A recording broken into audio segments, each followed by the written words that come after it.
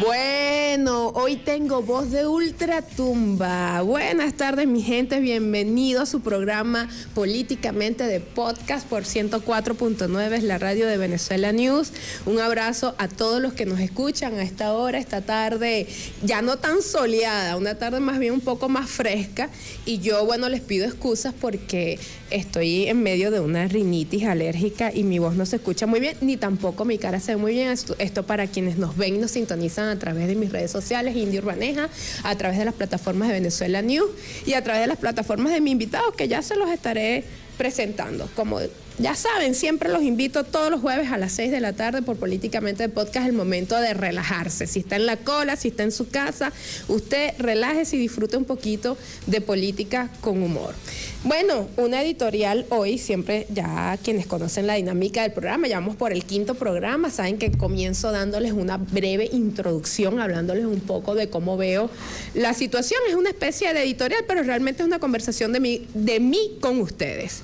Fíjense, la lucha por la libertad y la lucha por la democracia se ha convertido en una especie de negocios para unos es una causa, pero para otros es un negocio. Y yo tengo meses, yo creo que 2 años denunciando que hay un sector opositor que sí, que está destinado y que ha hecho de la lucha por la libertad y la lucha por la democracia, los derechos humanos, la migración, han utilizado las cosas que realmente no van bien en nuestro país, la han utilizado para hacer un negocio, para beneficiarse. Esa oposición, yo divido la oposición. De hecho, hoy uno de mis invitados representa a la otra oposición. Yo he dicho que aquí hay una oposición cipaya, hay una oposición entreguista, hay una oposición que se alacranizó internacionalmente porque vive de nuestros activos en el extranjero, porque vive de ir a la ONU, a la OEA, a hablar de los presos políticos, pero resulta que todo es un negocio, porque fíjense, yo he dicho que si Nicolás Maduro mañana abre las cárceles y libera a todo el mundo, se le acaba el negocio a más de uno.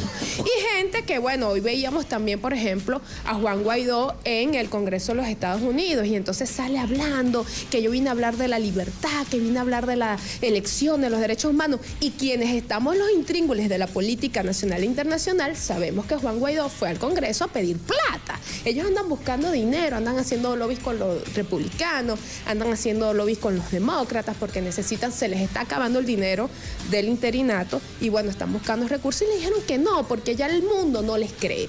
Y mucho menos después de estos audios y después de todas estas denuncias que comienzan a salir al aire, donde vemos, bueno, en la trama de corrupción PDVSA Cripto, entonces tenemos una corrupción roja que se entrecruza ¿qué? Con la corrupción azul, pareciera. Y por eso entonces hoy decimos, bueno, ¿qué tan negocio es para un sector la defensa de los derechos humanos? ¿Qué tan negocio es para un sector incluso el tema de la migración? Mira, es importante que quienes nos escuchan a través de la 104.9 y quienes nos están viendo hoy en las plataformas digitales, entiendan que la migración venezolana para la mayoría de nosotros es una tragedia porque nadie quiere estar lejos de sus seres queridos. Pero hay un sector de esa oposición que la migración también ha sido un negocio, que han creado ONGs para hablar y para supuestamente ayudar a nuestros migrantes, pero al final del día cuando tú vas y hablas con los migrantes no reciben ni un poquitico. Mire, ¿cómo usted justifica que el gobierno de Estados Unidos ha declarado públicamente sus principales voceros que ellos le han dado más de $2.000 millones a la supuesta lucha, a la supuesta ayuda humanitaria de Venezuela? Y entonces usted ve a nuestros migrantes muriendo en el Darién, pasando hambre en Colombia, pasando hambre en Ecuador, pasando hambre en Perú, o incluso quién los asiste cuando hay problemas, incluso que los maltratan por el hecho de ser venezolanos, cuando han habido hechos de xenofobia. ¿Quién asiste a nuestros migrantes afuera? Pero a la hora de pedir dinero, pero a la hora de ir a solicitar dinero en los organismos internacionales, bueno, llegan con una cifra, entonces tenemos tantos presos políticos, tenemos más de 7 millones de migrantes, necesitamos que ayuden a la causa de Venezuela, pero ¿realmente ese dinero llega a los afectados? Esto nos lleva a otro punto. ¿Cómo llega ese dinero entonces a estas clases políticas que hacen de la crisis un negocio? Bueno, llegan a través de ONG. Y han desvirtuado el verdadero objetivo de una organización no gubernamental, porque también aquí tenemos que hablar de que hay ONGs que sí cumplen con su labor loable, que sí cumplen con ese, digamos, objetivo del altruismo, de ayudar a los demás. Yo conozco ONGs que se meten en los barrios, que están con el Programa Mundial de Alimentos, que están asistiendo viejitos, que están asistiendo abuelitos, a niños en situación de vulnerabilidad, niños en situación de calle. Claro que sí hay un tejido social alrededor de las ONG que hace su trabajo, pero también sabemos que hay un montón de ONG que lo único que ha servido es de fachada para que estos políticos, y yo no tengo ningún complejo de llamarlos por su nombre, ¿cuántas ONG no registró la señora Lilian Tintori, por ejemplo? ¿Cuántas? Rescate Venezuela. ¿Ustedes saben cuántos millones de dólares recibió la ONG Rescate Venezuela? ¿Y dónde está? Se toman unas fotos, hacen unos informes todos falsos y después salen al mundo y a sus donantes a decirles, miren todo lo que hicimos. Entonces, aquí ya redondeando pues esta pequeña introducción, les digo de que es hora de que los ciudadanos, así como le exigimos al gobierno algunos cambios, porque el gobierno obvio también comete sus errores y el gobierno también se equivoca en muchas cosas, es importante también reclamarle a esa oposición irresponsable que utiliza el nombre de los venezolanos, que utiliza el sufrimiento de los venezolanos, que utiliza el sufrimiento de nuestra diáspora, que utiliza el sufrimiento de nuestras madres, de nuestros niños, para hacer un negocio redondo. La gran crisis hoy de Venezuela es una crisis de liderazgo y empieza también por la crisis de que necesitamos un liderazgo comprometido con los dolores de la gente y no con su bolsillo. Al final del día, ¿cuál es la vida? ¿Cómo lleva la vida esta gente que dice defender la democracia? ¿Cómo vive Julio Borges? ¿Cómo vive Leopoldo López? ¿Cómo vive Juan Guaidó? Veíamos hace una semana. Yo no critico. Además, yo soy una mujer que viene de las clases medias y a mí me encanta el buen vivir. Y yo nunca he estado en contra del buen vivir. Y aquella frase que ser rico es malo, no. Yo siempre dije, presidente Chávez, no, ser rico no es malo. Lo que es malo es ser rico quitándole a la gente y no ayudando. Yo no critico la buena vida.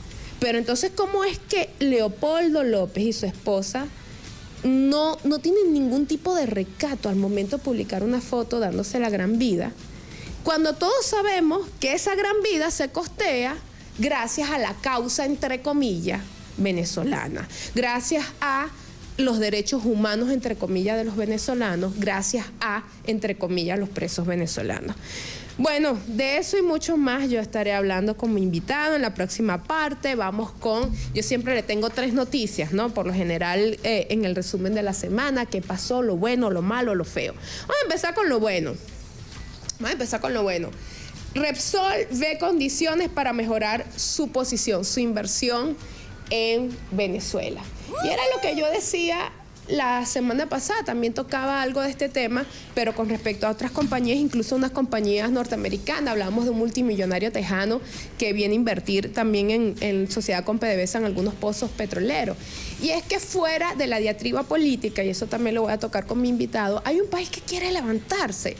Hay un país que más allá de María Corina, más allá del presidente Maduro, más allá de chavismo y oposición, hay un país que quiere desarrollarse y hay unos inversionistas que saben que con todo y el problema en Venezuela, Venezuela sigue siendo una tierra maravillosa para invertir y para venir a sembrar futuro. Lo malo, pero ¿qué digo malo? Yo diría la vergüenza, lo malísimo, que es Ministerio Público reveló audios en los que se vincula a Samar López con dirigentes opositores como Julio Borges, Carlos Oscarí, Carlos Vecchio y Leopoldo López. Esto es muy malo. ¿Y por qué es malo? A mí no me sorprende. A mí realmente no me sorprende. Estos señores, yo nunca he creído en ellos. Ellos son unos bandidos. Y ellos son parte de esa gente de las que yo estaba hablando al inicio en mi editorial, que han hecho de la causa venezolana un negocio. Entonces el problema es que estos señores andan por el mundo hablando de la dictadura, hablando del régimen, hablando de la corrupción, y resulta que ellos también son parte, son socios de esa corrupción, son socios de esa destrucción de nuestro país, y que excusados en la lucha por la democracia, excusados en la lucha por la libertad, entonces lo que estaban era haciendo negocios. ¿Cuántos buquecitos de petróleo me toca a mí? ¿Cuántos de coques me puedes enviar? ¿Cuántos de full oil? Y todo esto, no se preocupen, nosotros estábamos hablando era para tumbar a Maduro. Mire, señor, o usted se une con una gente para buscar un cambio político o se une para hacer negocio, pero las dos cosas no pegan. Y todos sabemos que estos señoritos han utilizado las sanciones y han utilizado y utilizaron el gobierno interino para extorsionar, para estafar y para hacer de eso un negocio. Por eso le digo, yo no le pido a usted que quiera a Nicolás Maduro, yo no le pido a usted que se meta chavista. Yo lo que le digo a usted es que reflexione, porque esa oposición tampoco es el cambio que necesitamos en este país. Lo feo. Y lo feo, y no en contra de mi querido Rafael Uzcategui del PCB, no tengo nada, y ellos vienen incluso del PPT y de toda esta izquierda que ahora está molesta con Nicolás Maduro. Ellos están llamando a la abstención. Y digo que eso es feo porque, bueno, en un escenario de abstención precisamente gana el oficialismo, o en un escenario de abstención precisamente gana quien usted no quiere, porque para que usted pueda lograr que su voz valga, que su voto valga y que exista un cambio real en Venezuela, y que el cambio, y lo decía la semana pasada con Maripili Hernández aquí, el cambio no necesariamente es Nicolás se va, porque indistintamente en un escenario donde el 28 de julio Nicolás Maduro vuelva a ganar, también tiene que hacer cambios, porque Nicolás no puede seguir gobernando bajo los mismos parámetros o los mismos principios que hoy están sobre la mesa. Entonces, yo lo he planteado de una forma como soy yo, ustedes ya me conocen, sin pelos en la lengua. Gane o pierda Nicolás Maduro el 28 de julio, el día siguiente, 29 de julio, en este país tiene que haber cambio, porque lo que se vence no es necesariamente la persona o el gobierno, sino el modelo político. Bueno, ahora sí, nos vamos a ir con música. Antes de eso les digo que voy a tener a un amigo, además un amigo especial que me conoció de cuando no era fancy, ahora que soy fancy lo tengo que tener aquí.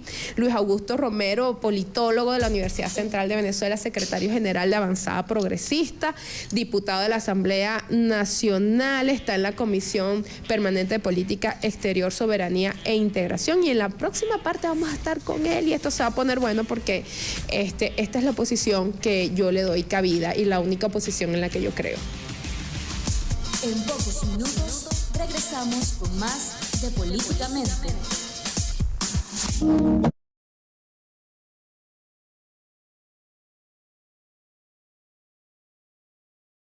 Con más de Políticamente.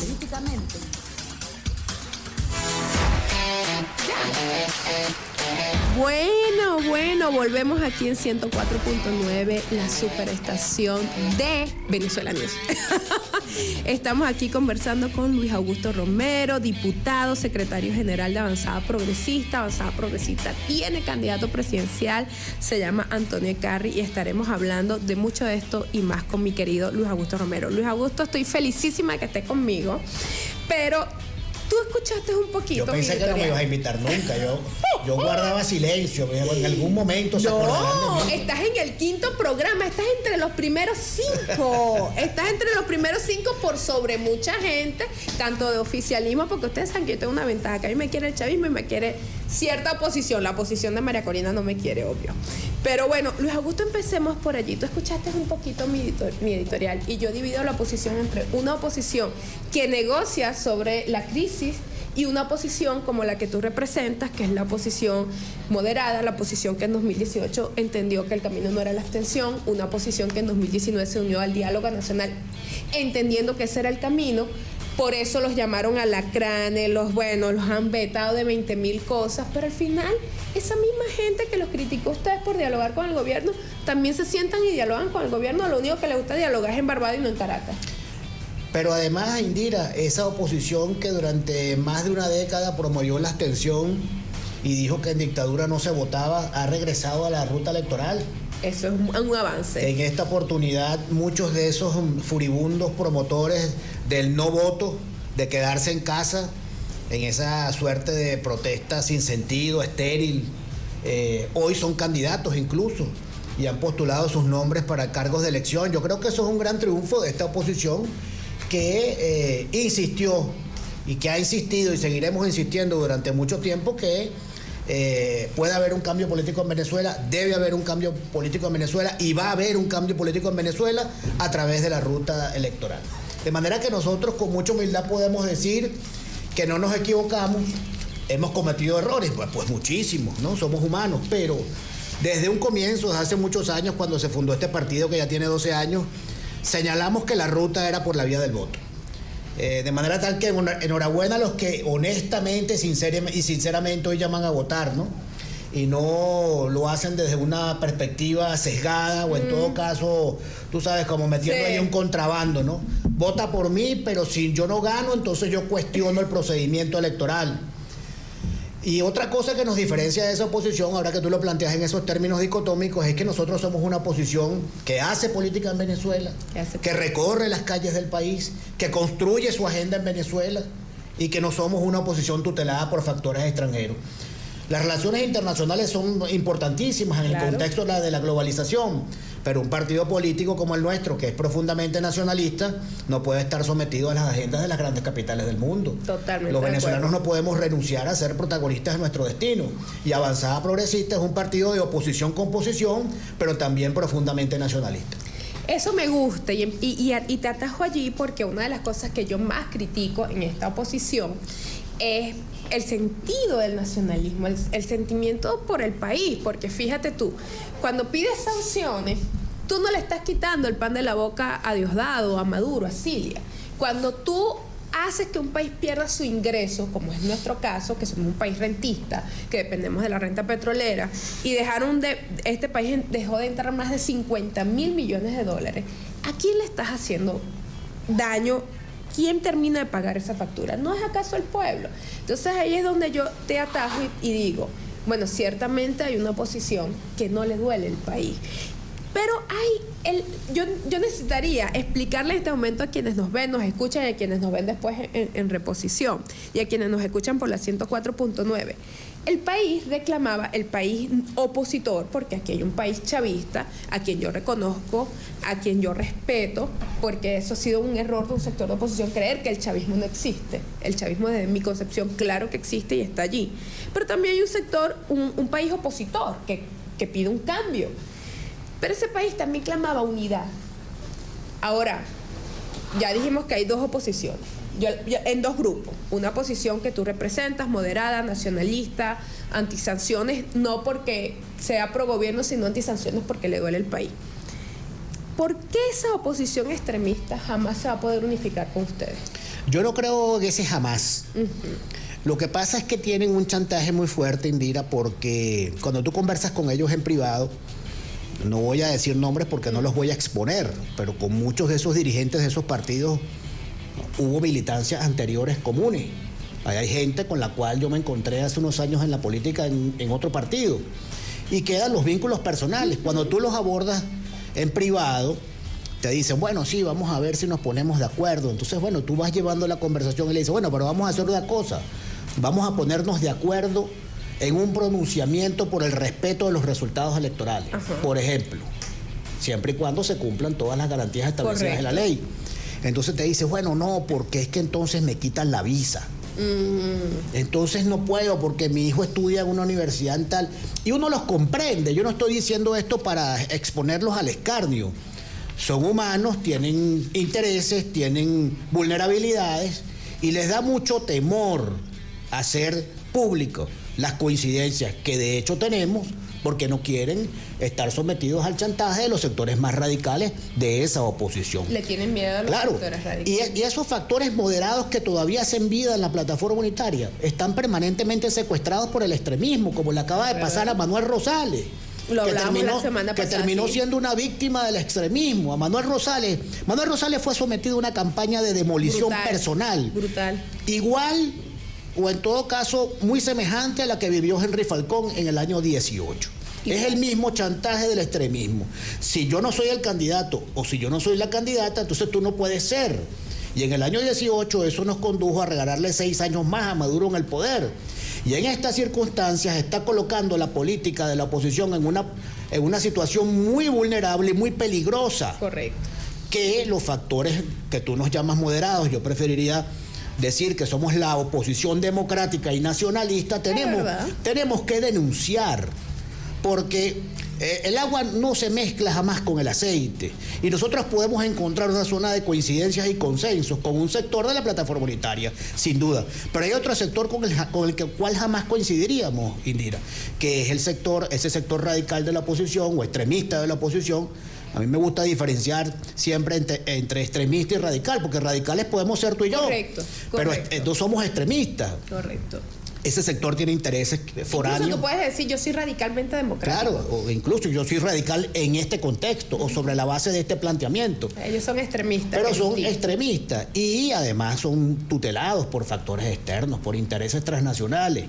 Y allí es donde nosotros no podemos acompañarlos. Correcto. Y además de eso, en muchos sectores de esa oposición extremista subyace la agenda de la violencia. Total. Es decir, pregonan el ejercicio del voto y hablan de ir a elecciones, pero lo que están es como cazando güiri, ¿no? Sí. Como cazando güiri para Yo lo he generar dicho. una situación explosiva nuevamente en Venezuela que no nos beneficia a nadie, sobre todo a los que vivimos aquí. Correcto. Porque aquellos que tienen un exilio dorado O tienen su en el familia extranjero, afuera. pues no van a estar expuestos a lo que vivimos aquí en los años duros, del año 17, el 18, el 19, Claro. que fueron años muy duros para el país. Ahora, el país no puede quedar entrampado, Indira, en el falso dilema de una oposición corrupta y un gobierno corrupto. Tenemos que escapar a ese dilema, porque las cosas hay que decirlas por su nombre. Este sin duda ha sido el gobierno más corrupto de la historia de Venezuela y el país quiere cambio indirecto. Nosotros que hemos recorrido Venezuela, que la estamos recorriendo con la candidatura de Antonio Carri, el pulso que tú recoges de las calles venezolanas, de los barrios, de los caseríos, de la Venezuela profunda, es que la gente quiere salir de este gobierno que ha terminado por ser una pesadilla para todos los venezolanos. Pero tú no puedes corregir un error con otro mayor, que sería la expresión de esa oposición extremista de la cual estamos hablando, también profundamente corrupta, que cuando tuvo la primera oportunidad para demostrar que era diferente, se robaron todo lo que administraron, Sí, todo se lo que robaron estaba. monómeros, Hasta el se queso. robaron Citgo. Y a mí me perdona aquellos que me dicen siempre, bueno, Luis, es que tú eres muy duro con la corrupción de la oposición, pero el gobierno no lo denuncia. No, está muy equivocado. Nosotros hemos denunciado al gobierno en la plenaria de la Asamblea Nacional, en contra de esa mayoría que está allí. Denunciamos hace un año el affair de PDVSA Cripto y pedimos en esa oportunidad en la tribuna de oradores, yo personalmente pedí que el viceministro Tarek El Aissami fuese interpelado por la Asamblea Nacional. ¿Qué ocurrió? Que la mayoría parlamentaria del gobierno me pasó la planadora, porque allí lo que estamos somos 20 diputados de oposición y hay 250 diputados del gobierno, gracias a los favores de la abstención, por cierto. Correcto. Ahora, volviendo al punto de que el país no puede quedar entrampado en un falso dilema entre unos corruptos y otros más corruptos, es que la corrupción del interinato de Guaidó fue muy dolorosa, Totalmente. Indira. Y tú sabes que fue dolorosa porque se supone que lo iban a hacer diferente. Correcto. Y fueron peores que el gobierno y traicionaron una esperanza. Y esa es la razón por la cual yo los denuncio siempre públicamente, porque nos hicieron daño a todos. Y ahora nos corresponde a nosotros recoger los vidrios. Mira, tú sabes que tengo una audiencia mixta y te atajo un punto, porque la gente sabe que yo en mis redes siempre estoy dando la batalla, sobre todo a favor del pueblo chavista. El pueblo chavista no tiene por qué pagar los vidrios. Y yo siempre he hecho una diferenciación entre una cosa es la cúpula de gobierno y otra cosa es un pueblo que está allí, que creyó, que cree. Y que bueno, porque el chavismo yo también lo he definido como un sentimiento que Chávez sembró en una mayoría de la población en su momento y todavía queda algo de eso. ¿Qué le ofrece Avanzada Progresista? ¿Qué le ofrece Antonio Carri? Porque, por ejemplo, hoy Diosdado está en la calle y cuando también tú ves las expresiones de fuerza del chavismo, tú dices, bueno, ahí también hay una gente. Entonces, vamos al escenario del 28 de julio. Gana Antonio Carri la presidencia.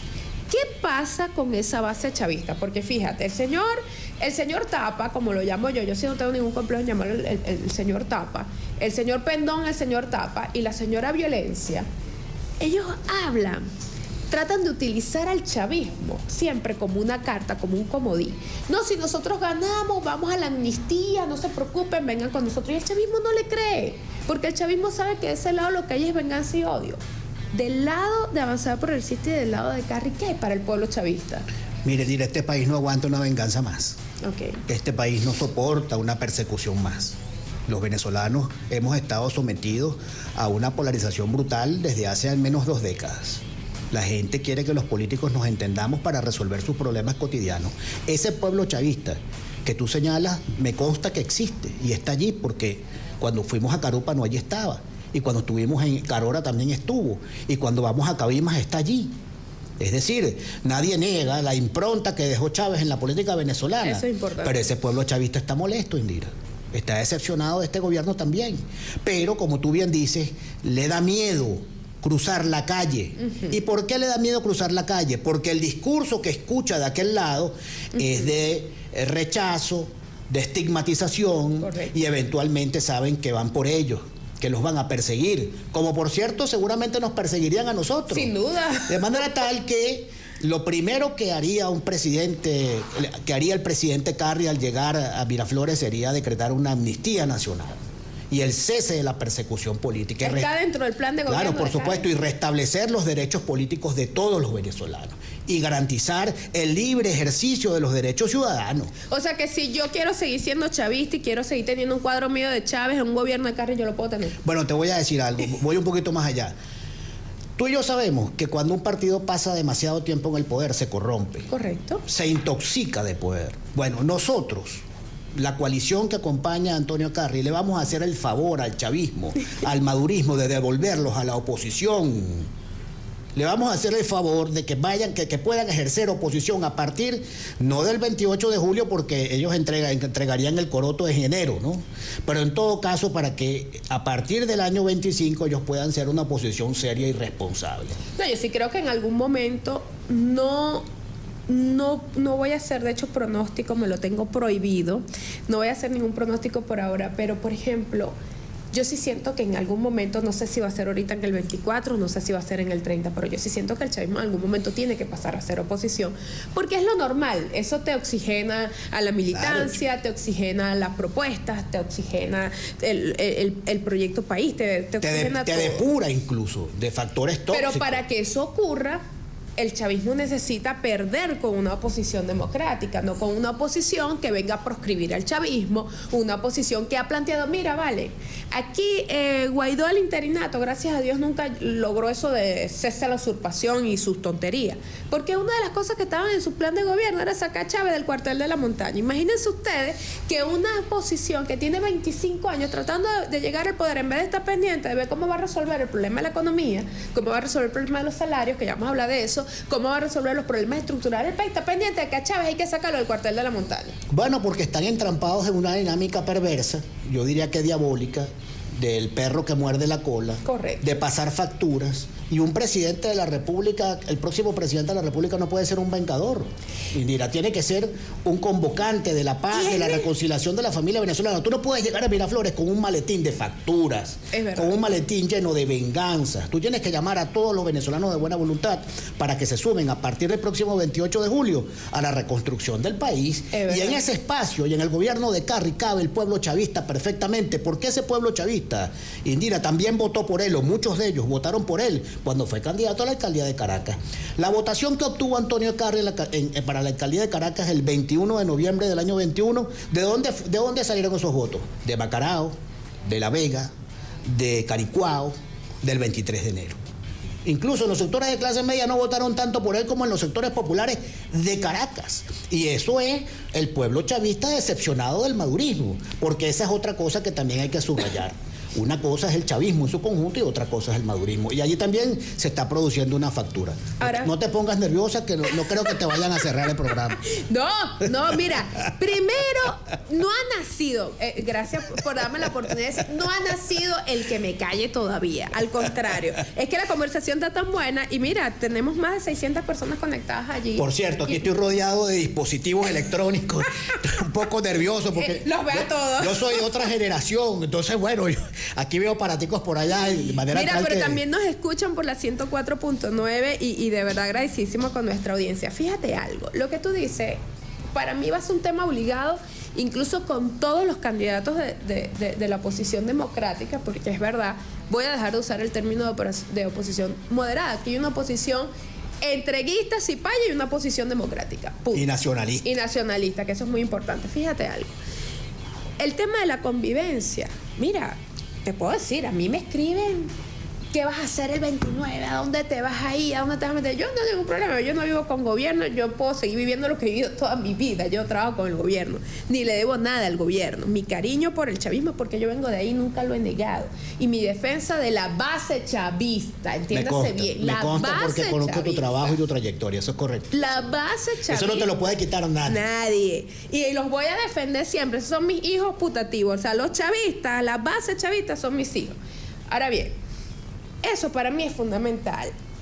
El presidente Petro, el presidente Lula han hablado de la necesidad de un pacto, después se enredaron un poquito con un plebiscito, pero yo entiendo más o menos qué es lo que ellos quieren. Ellos quieren que lo que tú me acabas de decir, que en un gobierno de Antonio Carri, los chavistas no tienen nada de qué preocuparse, el pueblo chavista, y bueno, las cosas como son. Si usted es chavista o usted es opositor y usted le ve algo a la ley, eso es otro tema. Pero estamos hablando del chavismo como realidad social, como realidad política.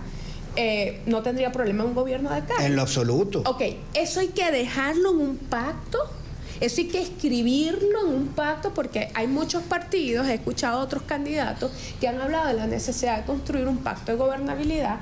Primero, para que se respete la aceptación de los resultados del 28, pero también para garantizar el 29 y posterior. Correcto. Porque la gobernabilidad es fundamental. ¿Tú crees que eso hay que escribirlo o eso hay que hacerlo? ¿Cómo ves tú eso? ¿Cómo le garantizamos a la gente lo que tú acabas de plantear? Mira, Francisco Rodríguez decía algo que me parece clave, que es que mientras la ecuación esté planteada en términos de ganar absolutamente y que el perdedor pierda todo absolutamente, no va a haber paz en Venezuela.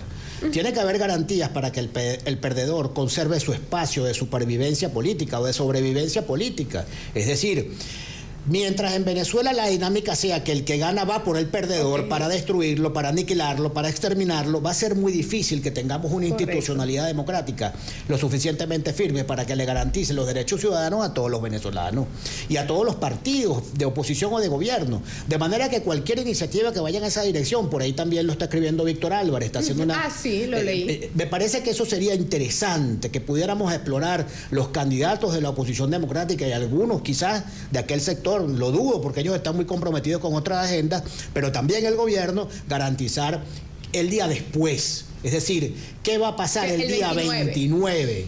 ¿No? Que no vaya a ocurrir una especie de caída y mesa limpia, que el que ganó entonces va a exterminar a todos los que perdieron.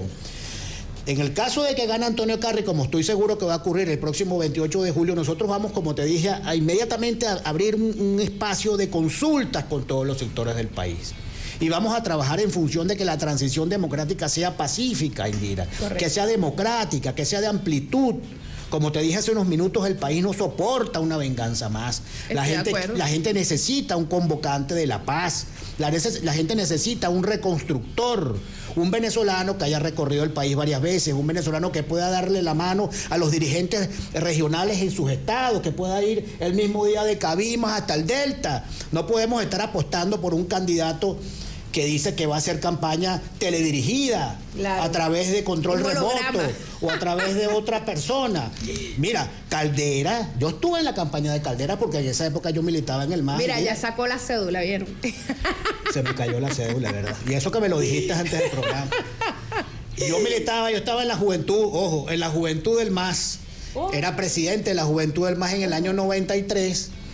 Y cuando Caldera gana las elecciones, Caldera tenía 80 años, 81 años. Wow. Y recorrió el país. Igual, claro. Y le dio la mano a toda la gente. No, pero es que sabemos que detrás del mundo hay otro plan. Esa propuesta de que es un candidato a control remoto, con todo el respeto que me merece el caballero de Marras, eso los venezolanos no se lo van a calar. Hay otro plan. Porque aquí existe una cultura política de que la gente quiere ver a los ojos al tipo. Totalmente, o a la tipa. Quiere verlo, utilizo esa expresión no peyorativamente, al candidato o a la candidata.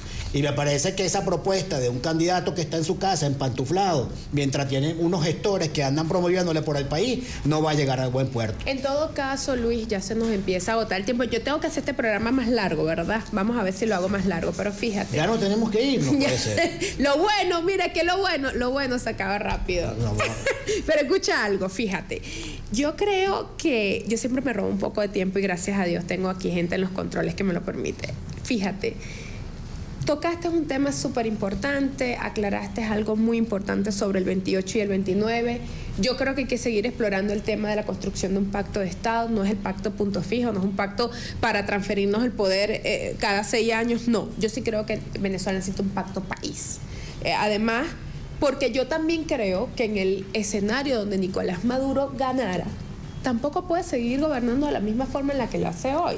Y yo he dicho públicamente que si el presidente llegara a repetir y llegara a ganar, debería de por lo menos entonces convocar un proceso de un gobierno de contrapeso, un gobierno mixto, un gobierno donde se le abra paso a la oposición democrática también, y que el escenario del 25 tiene que ser un escenario para precisamente hacer esa transición donde compartimos el poder y no nada más nos quedamos encerrados en la esfera del rojo rojito, porque eso tampoco nos hace bien ni a la democracia ni como país. Entonces, ese pacto de gobierno, ese pacto del 29, tiene que ser un pacto que le sirva al opositor que gane o al chavismo si repite. Que creo que es por donde van los tiros de Lula y Petro. Por ahí van los tiros de Lula y Petro. Bueno, entonces vamos a tener que hacer otro programa con Luis, porque mira, se me quedó un montón de temas, porque la conversación está sabrosa, porque es que provoca hablar con gente así, provoca hablar con gente que no viene a imponerte ahora, tus ideas. ¿Cuánto tiempo tengo yo que esperar para que tú me vuelvas a invitar? No, pronto, producción, miren, 2 programas más volvemos a traer a Luis. De todos modos, ustedes ahí vi la lista de afuera. Tiene 19 invitados, o sea, hasta después de las elecciones no puede ser. No, yo te voy a traer, si no vamos a tener que empezar a hacer especiales, y entonces empiezo a hacer programas no nada más una vez a la semana, sino más veces. Mira Luis Eduardo, mira lo que Luis viene Augusto, aquí. No, Luis Eduardo, Luis Augusto. No, vale. No, y perdóname eso, pero yo voy a echar el cuento, pero no creas que es por Luis Eduardo el político. Mira, está como el cuento de un amigo mío que le dice a otro: yo que te quiero tanto a ti, amigos de toda la vida, ¿cómo es que te llamas tú? Así. No, mira, por favor. Lo voy a mostrar en mi teléfono. Uno de mis asistentes que se llama Luis Eduardo me está escribiendo y me está diciendo que me queda 1 minuto. No, chicos, qué barbaridad. No. La gente sabe que yo soy una mujer fiel, en serio, dame la mano. Mira, aquí vienen las cartas. ¿Sabes que yo hice unas cartas en mi empresa de publicidad política? No me voy a estar aquí. Las famosas políticas que tienen cartas. Mira, aquí tienes chavistas, opositores, tienes de toda la fauna política. Por lo general, yo hago que los invitados saquen 4 cartas y le hago unas preguntitas. Vamos a ver cuáles te van a salir hoy. Vamos a echarle las cartas a Luis Eduardo. Y sigo con Luis Eduardo. No vale. ¡Mira, Augusto! Mire, señores, yo quiero hacer mi queja formal. Es la segunda vez que me confundes el nombre. No. Mira, se está escondiendo atrás porque sabe que existe. Está allá atrás, en serio. Bueno, vamos a hacer una cosa. Dime Luis, nada más. Y ya está, pues. Díganle que no me hagan más señas. No, ya va. Díganle que no me hagan más señas para no confundirme. Mira, Luis, saca las cartas. Luis, saca las cartas. Mira, lo tengo allá atrás. Dile que no me hagan más señas. Vamos a ver. Luis Eduardo, saca las cartas. No, Luis Augusto. Y tú no me hagas más señas para no confundirme. Mire, es que... Ajá, vamos a ver qué sacó. Vamos a ver que esto es una travesura de Indira. Mira, típica travesura de Indira. Mira, Henry Ramos Alú, que por cierto me tiene bloqueada en Twitter. Pues yo dije que no me iba a acostar con él. En un programa lo dije. Mira, Freddy Bernal, primera vez que sale Freddy Bernal. Primera vez que nos sale Freddy Bernal en las cartas. Ay, mira, que habló hoy el fiscal general. El fiscal general Tarek William Saab, que por cierto hoy develó más audios, y lo que da es vergüenza ver cómo esa posición apátrida y cipaya. Y también otro opositor que salió en los audios, el señor Julio Borges. Coño, chicos, mira, te salieron todas las barajitas que no habían salido en este programa.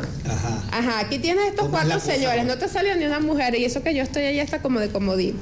Mira, ¿con cuál de esos 4 no te irías a la playa tú? ¿Con cuál de esos 4 señores te irías a la playa? Tienes a Henry Ramos, a Julio Borges, a Freddy Bernal y a Tarek William Saab. ¿Cómo te iría a la playa? ¿A la playa? No, yo sé que tú preferirías ir a la playa conmigo, con una mujer. Yo sé que sí, pero bueno, uno aprovecha a veces sitios para hablar. Yo me iría con Henry Ramos para preguntarle por el camino cómo hizo para destruir un partido tan importante como Acción Democrática. Mira. Me iría con Henry Ramos que me explique cómo logró lo que no logró Chávez. Chávez no logró acabar con AD, la acabó Henry Ramos. Es verdad. Mira, de las mejores preguntas, de las mejores respuestas, de las mejores que he tenido. Mira, de estos 3 personajes que te quedan aquí. ¿A cuál? No está fácil. ¿A cuál no le das tu teléfono? ¿A cuál de esos tres? ¿A Freddy Bernal, a Julio Baratara? ¿A cuál le dices, no, hermano, no tengo nada que hablar contigo, no te doy mi teléfono? Bueno, mira, siendo que uno es un político activo y que no puede cerrar la puerta a nadie, Es verdad. se la cerraría. No, a los tres no, pero no tengo ningún interés en conversar con Julio Borges. Creo que el daño que le ha hecho Sí. la oposición ha sido brutal y expresa creo. unos valores que no tienen nada que ver conmigo, con mi partido y con la gente que nosotros representamos. Yo también creo porque además es parte de esa oposición. Mira, ayer lo hablaba con mi papá. Mi papá pasa los 70 años y mi papá me dice, hija, es increíble cómo esa generación que empezó con Primero Justicia, porque ahí hay una génesis de todos estos niños, Julio Borges, Capriles, el mismo Leopoldo López, todo, cómo se perdió una generación completa con ellos.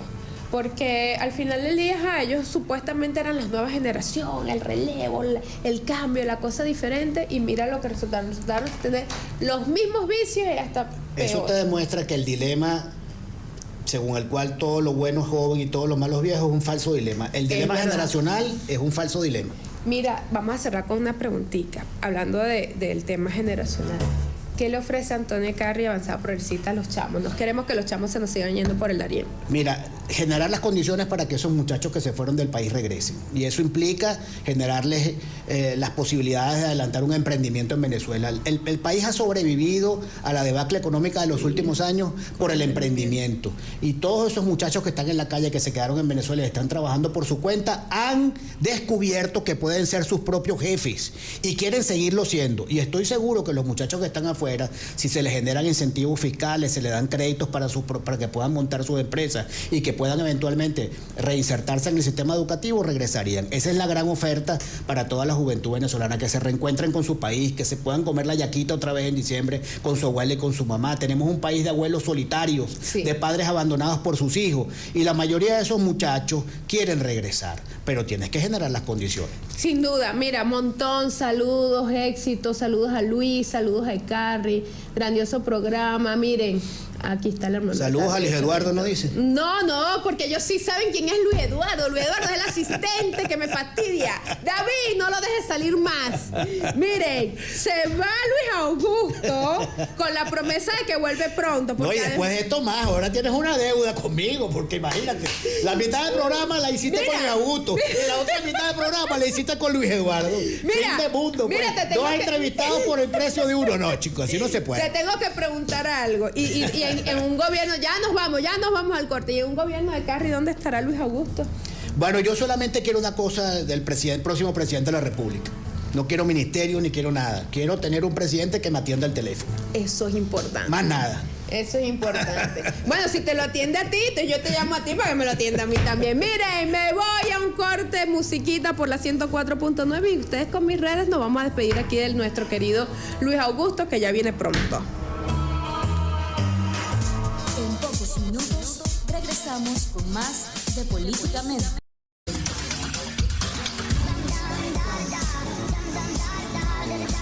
A ver, ¿quién mira a llamar hoy? Ya va. Ya va, tengo que dejar que suenen porque, mire, mujeres tienen que aprender algo. Cuando un hombre los llame, no respondan de una. Se puede ser Luis Eduardo, atiende. Mira, bueno, yo no tengo nada, ustedes saben que yo no soy para nada homofóbica, pero a Luis Eduardo no le gustan las mujeres, ¿oíste? A ver. ¿Aló?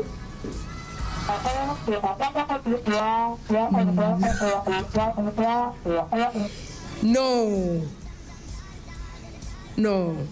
¿En serio? ¿Y dónde está el tema de la democracia? ¿Dónde está el tema de la unidad?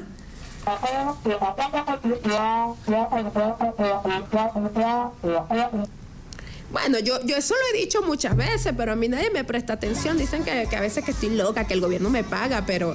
Ajá, repíteme la última parte, que ya lo voy a decir aquí en vivo.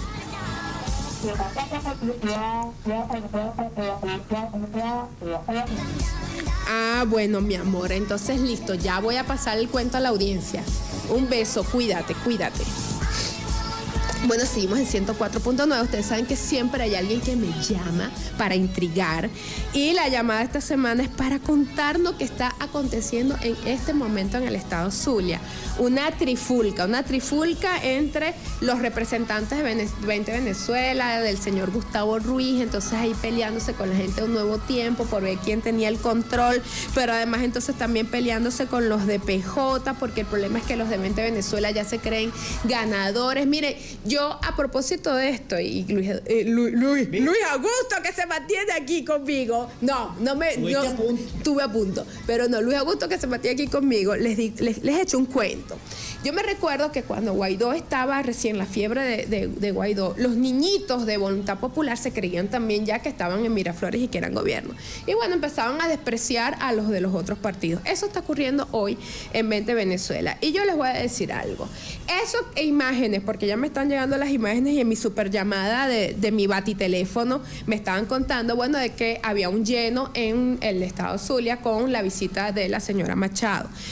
Pero yo mañana les prometo o más tarde sacar en mis redes sociales una señora Machado con drogas y una sin drogas, es decir, una con Manuel Rosales y una sin Manuel Rosales, porque ese mismo Manuel Rosales que despreció es el que le llenó la avenida, porque esa señora cuando estuvo recientemente en Zulia no llenó ni una cuadra. Entonces usan a Rosales, ahora Rosales sí es bueno, después que lo destruyeron hace menos de 15 días y dijeron todas cosas, que bueno, le dijeron hasta barriga verde al pobre señor.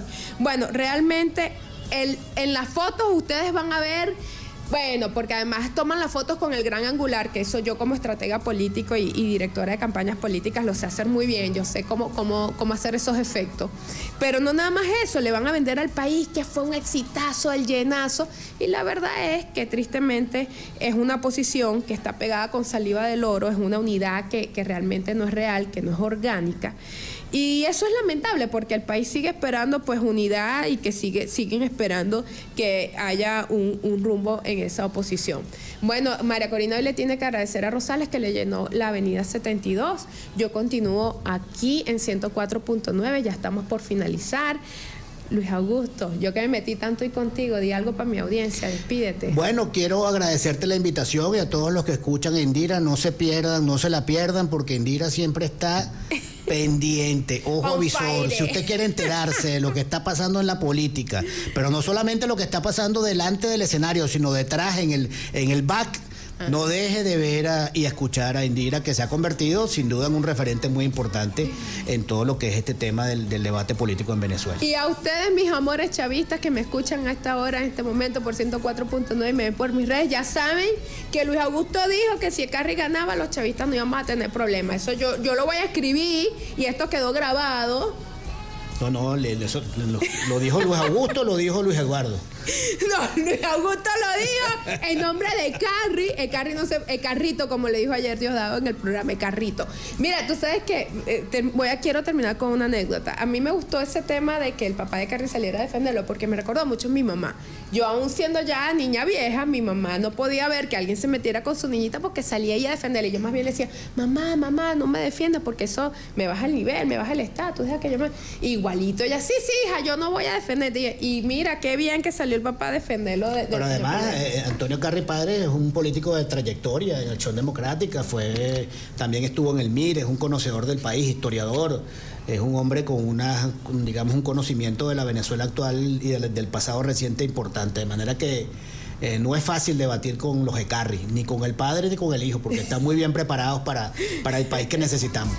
Bueno, me toca despedirme. Hasta el próximo jueves a las 6 de la tarde. Otra vez tendrán una cita de política con humor.